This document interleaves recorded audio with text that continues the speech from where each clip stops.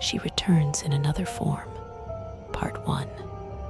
Written by Arundhati Sarkar. Do not watch alone. This story is not for the faint-hearted. Once again, Neera and her mother set foot in that terrifying village. After so many years, it must have been around 10 years. That same place, that same house, and that same well. Just thinking about it made Neera's body shiver. Neera and her mother looked at each other with fearful eyes, as if silently expressing the terror inside them. Neera's mother said, "Come, dear. There's no point in delaying anymore. We have to go home." Neera nodded. They slowly moved toward that ominous, cursed house. 10 years ago, after a horrifying incident in which Neera lost her sister Mira, she and her mother were forced to leave their ancestral home and flee the village.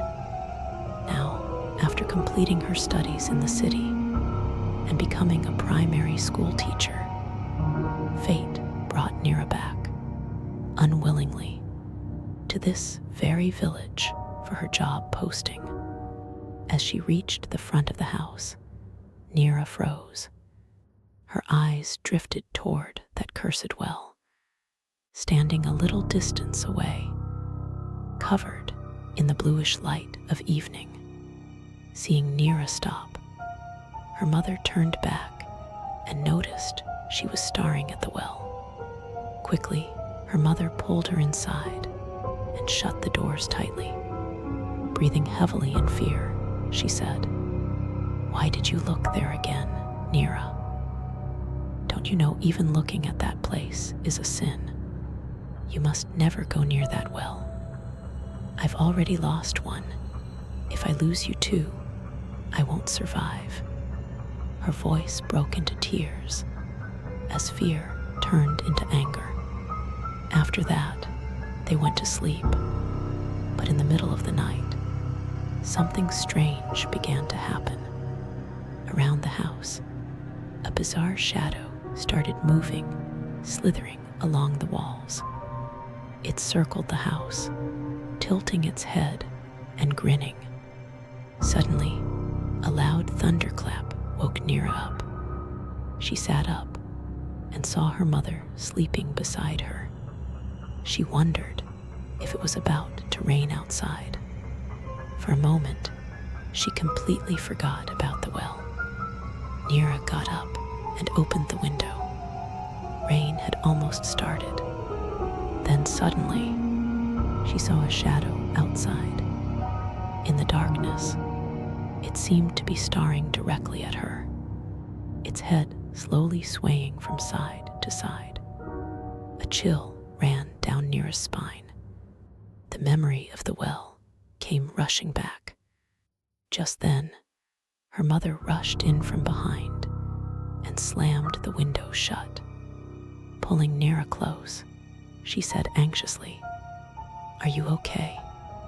Why did you open the window at this hour?" Neera replied, "Ma, I saw a shadow there. It was moving its head from side to side. I just opened the window to check if it was raining." Her mother said firmly, "No matter what happens, never open doors or windows at night." Neera nodded and went back to sleep. Next day, Neera joined the school. On her way back, people from the village recognized her and came forward to talk. She smiled and spoke warmly with everyone, but something felt off. Some of the villagers, uncles and aunts, were strangely moving their heads from side to side. It made Neera uncomfortable. After talking to everyone, she headed home. 4 days passed like this. Nothing unusual happened. That night, as Neera and her mother sat down to eat, knock a knock. Someone was at the door. Both of them froze in fear. Who could it be at this hour? Her mother gestured for Nira not to open the door. Nira said, "Don't worry, Ma. Maybe it's the neighbor aunt. I spoke to her yesterday. She moved here recently, and her husband isn't home often. Maybe she needs help."